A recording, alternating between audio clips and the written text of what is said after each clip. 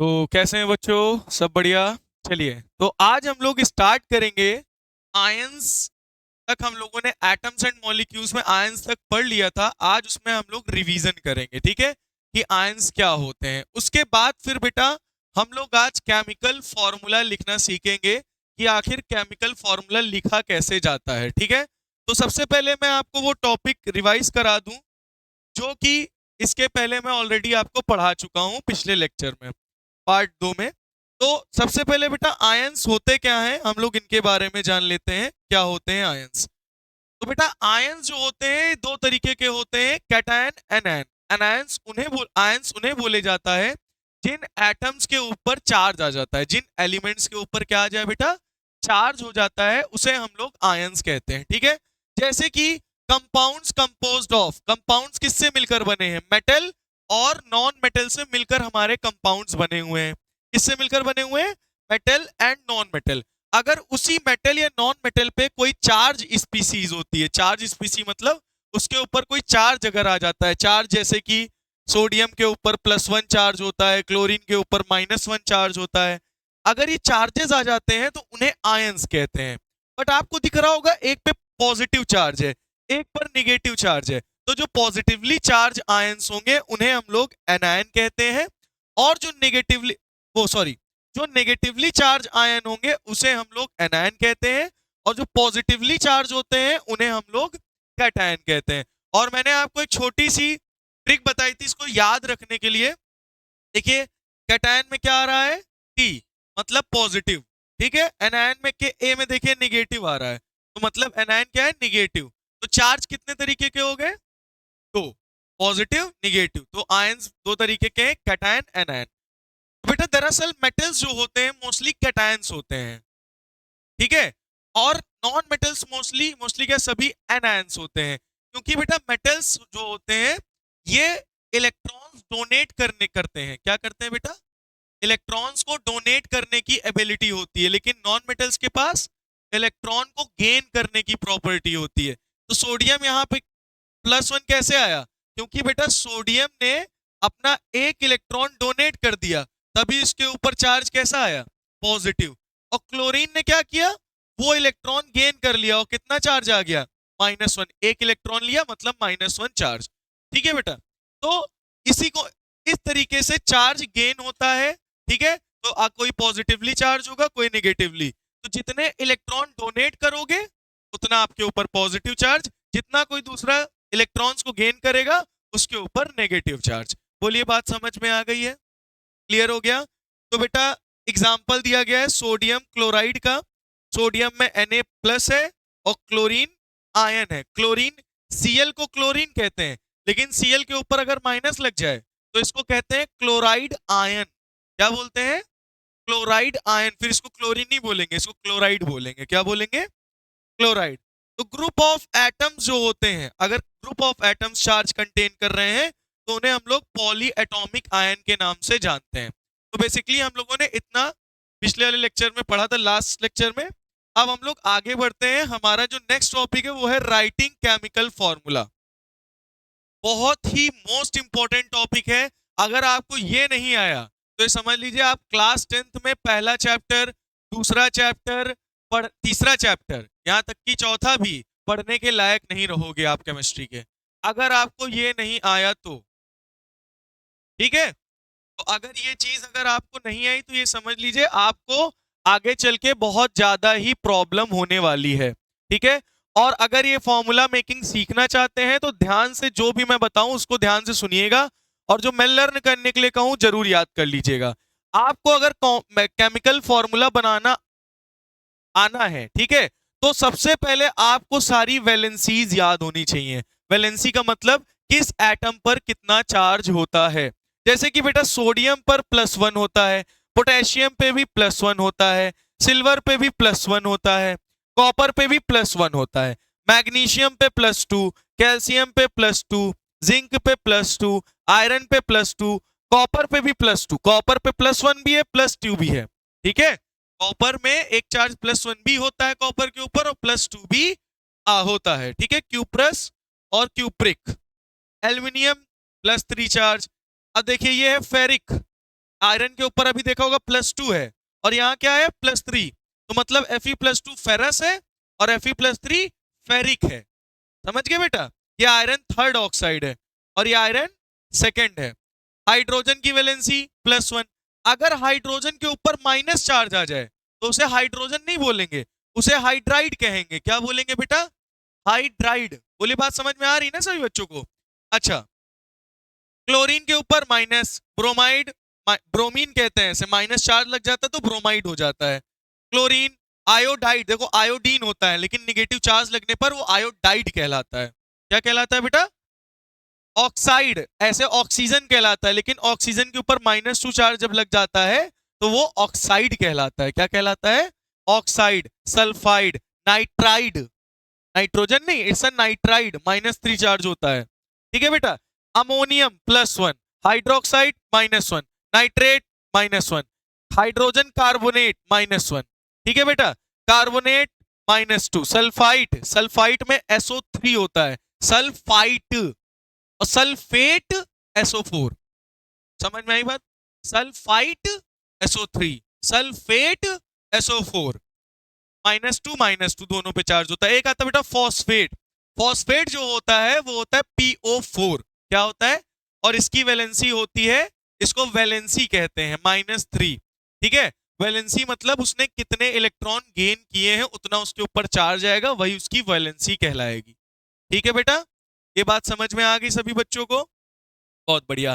तो अगर आपको राइटिंग अ केमिकल फॉर्मूला सीखना है तो बेटा ये सारी वैलेंसीज आपके दिमाग में होनी चाहिए और आपको याद कैसे करना, रटना नहीं है। एक दोस्त आप अपना कोई पकड़ लीजिए, उससे आप डीएनई वैलेंसीज को डिस्कस करिए, उससे पूछो एल्युमिनियम की वैलेंसी, वो तुमसे पूछे। जब ऐसे ही पूछताछ करोगे तो दोनों लोगों को वैलेंसीज पूरी की पूरी याद हो जाएंगी। ठीक है बेटा? तो आपको ये वैलेंसीज अच्छे से प्रैक्टिस करनी है और याद कर लेना है। अब देखो कि इसके द्वारा, वैलेंसीज के द्वारा हम कैसे फॉर्मूला बना सकते हैं। अब कैसे बना सकते हैं चलिए देखते हैं। जैसे कि मान लीजिए हमारे पास Na+ है, +1। ठीक है? और Cl के पास क्या है बेटा? -1 है। ठीक है? तो प्लस माइनस कैंसिल हो जाएगा, 1 इधर 1 इधर, तो Na के पास क्या आया? 1। तो 1 हम लोग लिखते नहीं है। Cl के पास भी क्या गया? 1। तो हमारा फॉर्मूला क्या बन गया? NaCl। फॉर एग्जाम्पल H के पास +1, ऑक्सीजन के ऊपर कितनी वैलेंसी होती है? -2, तो 2 इधर आएगा 1 इधर, प्लस माइनस कैंसिल। H के पास क्या आया? 2। O के पास क्या आ गया बेटा? 1। तो 1 हम लिखते नहीं, हमारा फॉर्मूला बन गया H2O। बोलिए, तो आपको यहां पे देख के क्या समझ में आया? वैलेंसीज मस्ट है, वैलेंसी मस्ट है। अगर आपको वो याद रहेंगी तभी आप कंपाउंड फॉर्मूला बना पाओगे और यही बेसिक है बेटा केमिस्ट्री का। अगर ये नहीं आया तो आप 10th में जाके यही बोलोगे कि हमें केमिस्ट्री समझ में ही नहीं आती, और सबसे बड़ा कारण यही होगा जो आपको फॉर्मूला मेकिंग नहीं आती। फॉर्मूला बनाना नहीं आएगा तो कंपाउंड में रिएक्शन करना आपको नहीं आएगा, आप रिएक्शन भी नहीं कर पाओगे। ठीक है? तो बेटा बहुत इंपॉर्टेंट टॉपिक है, इसको बहुत अच्छे से पढ़ लीजिएगा। ठीक है?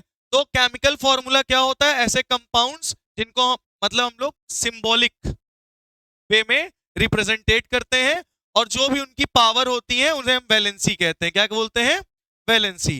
तो बेटा वैलेंसी का ही यूज करके हम लोग फॉर्मूला बनाते हैं। बहुत ही इंपॉर्टेंट चीज है वैलेंसी, बहुत ज्यादा इंपॉर्टेंट है, इसको याद कर लीजिएगा। ठीक है? तो रूल्स क्या होते हैं? रूल्स, तो बेटा रूल्स बताया जा रहा है, the rules that you have to follow while writing a chemical formula. Rules बहुत जरूरी होते हैं इसके लिए। सबसे पहले वैलेंसीज, जिनके हम चार्ज भी कहते हैं, वैलेंसीज को क्या बोलते हैं? चार्जेस। अभी मेरे मुंह से कई बार वर्ड निकला होगा चार्ज चार्ज करके, तो दरअसल मैं वैलेंसी को ही चार्ज कह रहा था। ठीक है? तो जिन जिन एलिमेंट्स पर वैलेंसी और चार्ज प्रेजेंट होता है उन्हें हम लोग आयंस कहते हैं। क्या बोलते हैं? क्या बोलते हैं? आयंस कहते हैं। Very good. और इन्हीं आयंस को हमें बैलेंस करना पड़ता है। क्या करना पड़ता है? Balance. When a compound consist of a non metal, देखो किसी भी में नॉन मेटल होगा, मेटल होगा, नॉन मेटल और मेटल से मिलकर कंपाउंड बनेगा। ठीक है? जैसे calcium oxide, sodium chloride, iron sulphide. ठीक है बेटा? तो इसमें जो ऑक्सीजन है, देखो इसमें क्लोरीन, इसमें सल्फाइड और इसमें कहाँ आ गया ऑक्साइड, ऑक्साइड। ये सब के सब क्या है, नॉन मेटल है। क्या है बेटा, ये सब नॉन मेटल। और जो पहले वाले हैं कैल्शियम, सोडियम, आयरन, ये सब मेटल है। तो मेटल और नॉन मेटल मिलके ही कंपाउंड का फॉर्मेशन करते हैं, क्योंकि पॉजिटिव ही निगेटिव के साथ अट्रैक्ट होगा। पॉजिटिव पॉजिटिव रेपेल करेंगे, निगेटिव निगेटिव रेपेल कर जाएंगे। भाई मेटल के ऊपर पॉजिटिव चार्ज होता है, क्यों होता है, नहीं होता? और नॉन मेटल के ऊपर निगेटिव चार्ज, तभी तो आपस में जुड़ जाते हैं। और पहले मेटल वाला पार्ट लिखना है आपको, फिर नॉन मेटल वाला लिखना है। नॉन मेटल पहले मत लिख देना। अब कुछ बच्चे क्या करेंगे, ओ सी ए, ऐसे नहीं लिख सकते हो। पहले मेटल होगा फिर नॉन मेटल, पहले सी A then O. Understand, better understand, ठीक है? तो कहीं कहीं पर पॉली एटॉमिक आयंस का यूज होता है, ध्यान दीजिएगा। पॉली एटॉमिक मतलब जैसे OH, यहाँ एक एटम नहीं है, दो दो एटम है। तो जहां दो एटम की बात आ जाए वहां आप होल ट्वाइस लगा दोगे, होल। क्या लगा दोगे, ऐसे करके जो भी चार्ज होगा उसको दोनों के ब्रैकेट के बाहर लिखोगे, ठीक है? अभी मैं कुछ एग्जांपल्स कराता हूं, आपको बहुत अच्छे से क्लियर हो जाएगा। चलिए, तो फॉर्मूला बनाना चलिए सीखते हैं। जैसे कि सोडियम की वैलेंसी +1, क्लोरीन की वैलेंसी -1। तो बेटा प्लस माइनस कैंसिल, 1 इधर गया 1 इधर गया, तो क्या बन गया, NaCl। ये समझ में आ गया होगा। अब देखिए, जैसे मैग्नीशियम की वैलेंसी +2, ऑक्सीजन की वैलेंसी -2। आप यहां देख सकते हैं दोनों चार्जेस इवन नंबर में है। जब भी आपको इवन नंबर में दिख जाए उठा के वहीं काट देना, पटक मत देना। तो -2 से +2 क्या हो गया, कैंसिल। यहां 1 1 बच गया, क्या बच गया, 1 1। तो ये 1 इधर, ये 1 इधर, तो Mg के पास 1, O के पास 1, क्या बन गया, MgO, not MjO, it's MgO। समझ में आई बात? ठीक है, बहुत बढ़िया। अब Pb और NO3, Pb की वैलेंसी +1, NO3 की वैलेंसी -2। तो प्लस माइनस कैंसिल, 2 इधर आएगा 1 इधर जाएगा, तो Pb के पास क्या आया, Pb बेटा लेड है। Pb क्या है, लेड। समझ में आ गई बात, नहीं आई? तो एक बार मैं फिर से इसको समझा देता हूं, ध्यान से सुनिएगा, इधर सुनिए। Pb लेड है बेटा, जैसे Pb, अरे भाई साहब, PbNO3, तो Pb की वैलेंसी क्या होती है, बोलो? नहीं नहीं, Pb की वैलेंसी +2 होती है। क्या होती है, और नाइट्रेट की वैलेंसी -1 होती है। फिर से देखो इधर साफ साफ,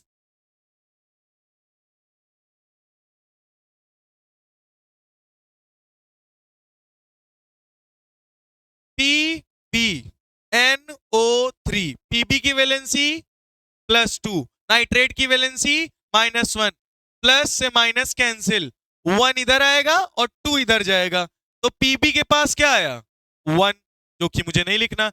ये आपको कैसा एटम दिख रहा है, पॉली एटॉमिक आयन है या सिंगल एटम है, पॉली एटॉमिक। तो पॉली एटॉमिक को मैंने बताया था किसमें पैक कर दोगे, ब्रैकेट में, और ये दो आके कहां लगा दोगे, इसके ब्रैकेट में। क्या बन गया, PbNO3 का होल ट्वाइस। कितने बच्चों को क्लियर है, बहुत बढ़िया। नेक्स्ट है, नेक्स्ट है FeSO4। चलिए देखिए बेटा, FeSO4, Fe की वैलेंसी +2, SO4 की -2, प्लस माइनस कैंसिल, 2 1 जा 2, 2 1 जा 2, 1, तो 1 इधर 1 इधर, Fe के पास 1, SO4 के पास भी 1। जब 1 होता है तो उसे हम नहीं लिखते हैं, एजम्पशन हो जाता है 1 है। बात समझ में आ रही है, नहीं? क्लियर है, बहुत बहुत बहुत बढ़िया। नेक्स्ट है CaCO3, CaCO3, कैल्शियम की वैलेंसी +2, कार्बोनेट की वैलेंसी -2, 2 1 जा 2, 2 1 जा 2, CaCO3, calcium carbonate, calcium carbonate, very good. Next AlPO4। चलिए ओ भैया खड़े हो जाओ, चलो बताओ, खड़े हो। AlPO4, एल्यूमिनियम की वैलेंसी +3, वेरी गुड। PO4 की वैलेंसी, PO4 की वैलेंसी, अरे गधे फॉस्फेट, अभी अभी बताया था पीछे, वेरी गुड, -3। तो प्लस देखो दोनों सेम है ना, दोनों सेम है ना, यानी 3 वन जा 3, 3 वन जा 3, प्लस से माइनस कैंसिल, तो AlPO4, एल्यूमिनियम फॉस्फेट। समझ में आया? पक्का? Very good. अब नेक्स्ट आगे आते हैं, एल्यूमिनियम हाइड्रोक्साइड। चलिए चलिए, you mister Chadiman stand up. What is the valency of aluminium? देखो ऐसे ऐसे लोग हैं, +2, एल्यूमिनियम की वैलेंसी +2। अभी अभी ऊपर करवाया, एल्यूमिनियम की वैलेंसी +3, हाइड्रोक्साइड की वैलेंसी -1, हाइड्रोक्साइड की वैलेंसी -1, प्लस माइनस कैंसिल, कटने वाले हैं नहीं, तो 1 इधर आएगा, 3 इधर आएगा, तो Al के पास क्या आया? 1। अब यहां पॉलीएटॉमिक है ना, यानी दो दो एटम है, तो अगर जहां पे दो दो एटम है वहां क्या लगा देते हैं? ब्रैकेट, और 3 आके इधर छोटे लग जाएगा, यानी क्या बन गया?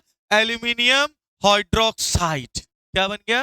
एल्यूमिनियम हाइड्रोक्साइड, AlOH का होल थ्राइस। अब अमोनियम हाइड्रोक्साइड की बात करते हैं, NH4OH। NH4 की वैलेंसी क्या होती है?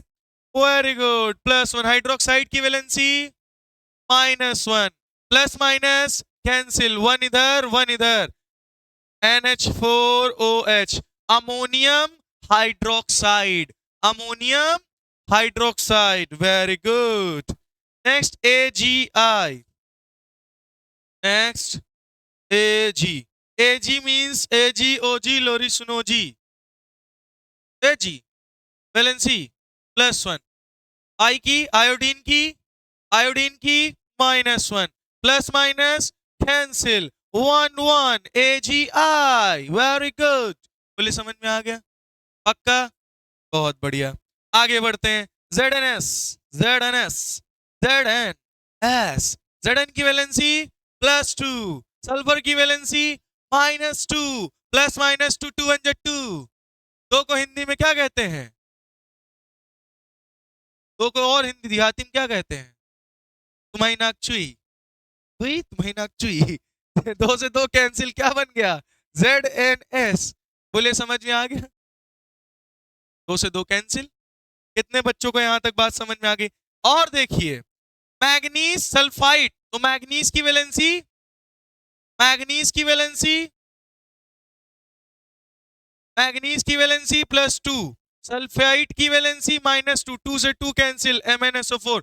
मैग्नीज सल्फाइड, ट ट ट, मैग्नीज सल्फाइड। समझ में आ गई बात? एल्यूमिनियम, एल्यूमिनियम की वैलेंसी +3, नाइट्रेट की वैलेंसी -1, 1 इधर 3 इधर, तो Al लिखा, NO3 के NO3 दो दो एटम है ना, तो ब्रैकेट लगाया और 3 यहां भेज दिया, एल्यूमिनियम नाइट्रेट। क्या बन गया? बोलो समझ में आ गया? सेम इसी तरीके से NH4 की वैलेंसी +1, HCO3, इसको बोलते हैं बेटा बाइकार्बोनेट या फिर हाइड्रोजन कार्बोनेट। क्या बोलते हैं? बाइकार्बोनेट या फिर हाइड्रोजन कार्बोनेट। तो ये बना लेता है NH4HCO3। हाइड्रोजन की वैलेंसी +1, सल्फेट की -2, 2 इधर 1 इधर, तो H के पास 2, S के पास 1, हाइड्रोजन सल्फाइड। AlNO3, इधर देखो, Al की वैलेंसी +3, NO3 की -1, कितनी है? -1, प्लस माइनस कैंसिल, 1 इधर 3 इधर,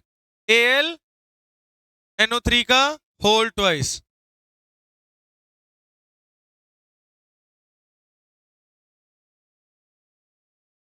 थ्राइस।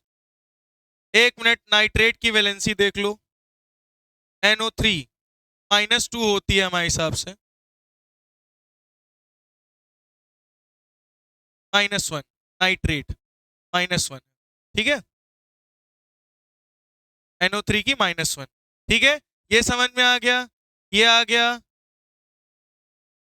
ठीक है। FeSO4, Fe की वैलेंसी बोलो +3, SO4 की वैलेंसी -2, 2 इधर आएगा 3 इधर, तो Fe2 SO4 का होल थ्राइस, समझ में आ गया? ये बन गया फेरिक सल्फेट। क्या बन गया? Ferric sulphate. कितने बच्चों को समझ में आ गया? क्लियर है? बहुत बढ़िया। तो बेटा होपफुली यहां तक समझ में आ गया होगा कि हम लोग फॉर्मूला कैसे राइट करते हैं। तो उसके लिए क्या जरूरी है? सबसे ज्यादा क्या जरूरी है? सबसे ज्यादा वैलेंसी जरूरी है। ठीक है, तो वैलेंसी सभी बच्चों को याद होनी चाहिए। अगर वैलेंसी नहीं याद होगी तो बहुत ज्यादा गड़बड़ी हो जाएगी। ठीक है, अब बेटा अपना जो नेक्स्ट टॉपिक है वो है मॉलिक्यूलर फॉर्मूला, मॉलिक्यूलर मास। ठीक है, तो नेक्स्ट टॉपिक हम लोग आज पढ़ेंगे मॉलिक्यूलर मास। चलिए, तो हम लोग का नेक्स्ट टॉपिक जो है वो क्या है बेटा? Molecular mass. तो बेटा दरअसल मॉलिक्यूलर मास होता क्या है? जैसे एक एटम का मास होता है, उसी तरीके से कई सारे जब मॉलिक्यूल्स आपस में मॉलिक्यूल बन जाता है तो टोटल उसका मास कितना होता है। जैसे फॉर एग्जांपल मैं आपसे कहूं कैल्शियम, कैल्शियम का मास दरअसल 40 होता है। ठीक है, लेकिन मैं आपसे कह दूं हाइड्रोजन, हाइड्रोजन का मास 1 होता है, ऑक्सीजन का मास 16 होता है, लेकिन मैं आपसे कह दूं H2O, इस पूरे मॉलिक्यूल का मास बताओ कितना होगा। तो ये मॉलिक्यूल का मास पूरे बताना है ना, इसीलिए इसको बोलते हैं मॉलिक्यूलर मास। बात समझ में आई? मॉलिक्यूलर मास क्यों बोला जा रहा है? क्यों बोला जा रहा है? क्यों बोल रहे हैं? क्यों बोल रहे हैं? क्योंकि ये पूरे मॉलिक्यूल का मास हम निकालेंगे। तो कैसे निकालेंगे? जैसे कि मान लीजिए, जैसे कि मान लीजिए वाटर, वाटर में हाइड्रोजन का मास 1 यू, ऑक्सीजन का मास 16 यू। तो हाइड्रोजन कितने एटम है? उसका मास होता है 1। कितने एटम है? 2 प्लस ऑक्सीजन के 16, कितने एटम है? 1। 2 प्लस 16 यानी आ गया 18 यू, यूनिफाइड मास। यू मतलब यूनिफाइड मास। जैसे हम ले लेते हैं C6H12O6। ठीक है, तो कार्बन का मास सेपरेटली क्या होता है? 12, हाइड्रोजन का 1, ऑक्सीजन का 16। तो अब सबका मास रख के जितने एटम है उनसे मल्टीप्लाई कर दो। तो देखो C6H12O6, तो कार्बन का कितना है बेटा? 12। कितने एटम है? इंटू 6 प्लस हाइड्रोजन का मास 1 इंटू कितने एटम है? 12 प्लस ऑक्सीजन का 16, कितने एटम है? 6 मल्टीप्लाई 6, तो 12 6 जा 72 प्लस 12 1 जा 12, 16 6 जा 16 6 जा 96, है ना? सबको जोड़ दीजिए, आपका 180 यू आएगा आंसर। 180 यूनिफाइड मास। बोले समझ में आ गया? तो कार्बन सेपरेटली मास हमको पेपर में दे दिया जाएगा, उसको इसी तरह से रख के कार्बन का मास इंटू जितने एटम हो, फिर दूसरे एटम पर जब आओगे तो बीच में प्लस लगा देना, फिर हाइड्रोजन का मास इंटू हाइड्रोजन के जितने एटम है, फिर प्लस लगा देना। ऑक्सीजन, ऑक्सीजन का मास इंटू ऑक्सीजन के जितने एटम हो, मल्टीप्लाई कर देना। सबको सॉल्व कर लेना, multiply add multiply add multiply, final. समझ गए सभी बच्चे? चलिए, आप लोग हमको NaOH का निकाल के दिखाइए। NaOH, तो NaOH का सोडियम का जो बेटा मास होता है वो होता है 23, ऑक्सीजन का 16, हाइड्रोजन का 1। तो सोडियम का कितना हो जाएगा? 23, एक ही एटम है, मल्टीप्लाई 1 करेंगे, ऑक्सीजन का 16 इंटू हाइड्रोजन का 1, यानी कितना हो गया? 23 और 24, 24 6 30 एंड 40, तो 40 यू। ये हो गया NaOH का मास। बोलिए समझ में आ गया? क्लियर है सभी बच्चों को? अब सुनिए, कभी कभी क्या होता है, इस तरीके से आता है कैल्शियम हाइड्रोक्साइड। बच्चे कंफ्यूज हो जाते हैं इसको करें कैसे। तो इसके दो तरीके हैं। पहले तो मास लिख देते हैं, कैल्शियम का मास 40, ऑक्सीजन का मास 16, हाइड्रोजन का मास 1। तो आप सिंपली क्या करो, कैल्शियम 40 प्लस, अब इसको ब्रैकेट ओपन कर लो, जैसे ब्रैकेट है, ऑक्सीजन का मास 16, एक O है तो मल्टीप्लाई 1 प्लस हाइड्रोजन का मास 1, कितने एटम है? 1, और मल्टीप्लाई ये जो 2 है ना, इसको मल्टीप्लाई ऐसे लगा देना, जो यहां लगा रहेगी संख्या ऐसे मल्टीप्लाई लगा देना। तो 40 प्लस 16 बन जा 16 प्लस 1 1 जा 1 इंटू 2 यानी 40 प्लस 17 इंटू 2 यानी कितना आ जाएगा 40 प्लस 72 17 इंटू 2 कितना आएगा 17 दूनी 34 यानी 74 यू आ जाएगा।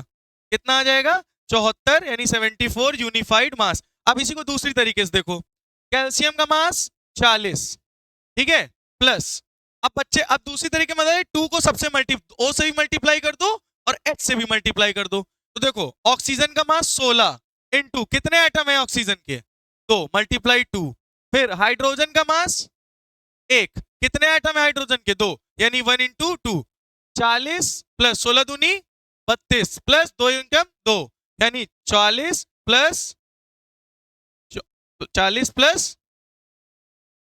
34 यानी कितना आ गया 74 यू। तो कुछ बच्चे ऐसे करते कुछ बच्चे ऐसे करते, दोनों ही आंसर सही है फिलहाल। तो ये बात कितने बच्चों को क्लियर हो गई है बोलिए, सभी को समझ में आ गया है कि मॉलिक्यूलर मास कैसे फाइंड आउट करते हैं? बहुत बढ़िया। तो बेटा दरअसल आप लोगों ने मॉलिक्यूलर मास तो निकालना होपफुली सीख ही लिया होगा। तो हम लोग बढ़ते हैं अपने नेक्स्ट टॉपिक पर, जो है फॉर्मूला यूनिट मास। क्या है बेटा टॉपिक का name? Formula unit mass. Formula unit mass of a substance is sum of the atomic masses of all atom in a formula unit of a compound. देखो भाई formula unit मास में पूरे compound में पूरे फॉर्मूला में जितने भी आपके एलिमेंट्स हैं उन सब का मास टोटल जोड़ लीजिए, वो आपका फॉर्मूला यूनिट मास होगा। जैसे कि हमारे पास H है और Cl है, तो देखो H के पास H कितने हैं 1 और Cl के एटम भी कितने हैं बोलो, कितने हैं Cl के एटम 1।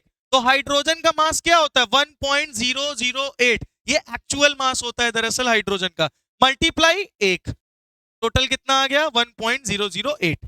और अगर इसकी बात करें क्लोरीन की तो होता है 35.4527, इसके भी कितने एटम है 1, तो 1 से मल्टीप्लाई इतना आ गया। इन दोनों को आपस में क्या कर दो जोड़ दो, इन दोनों को आपस में क्या कर दो जोड़ दो। तो जोड़ने के बाद आपका टोटल जो सम आया है वो है 36.4607। इसी को मॉलिक्यूलर वेट या फॉर्मूला यूनिट मास भी कहते हैं, same to same molecular mass जैसा ही है, ठीक है। तो बेटा आपके में एक टॉपिक और था 9th में मोल कॉन्सेप्ट, लेकिन दरअसल बेटा वो आपके सिलेबस से डिलीट कर दिया गया है, तो हम लोग वो टॉपिक नहीं पढ़ेंगे। अगर आपको पढ़ना हो तो कमेंट करके बता दीजिएगा, मैं उसको भी पढ़ा दूंगा। तो होपफुली आपको यहाँ तक लेक्चर समझ में आ गया होगा। आज से ये चैप्टर आपका यहाँ पे फिनिश होता है। धन्यवाद।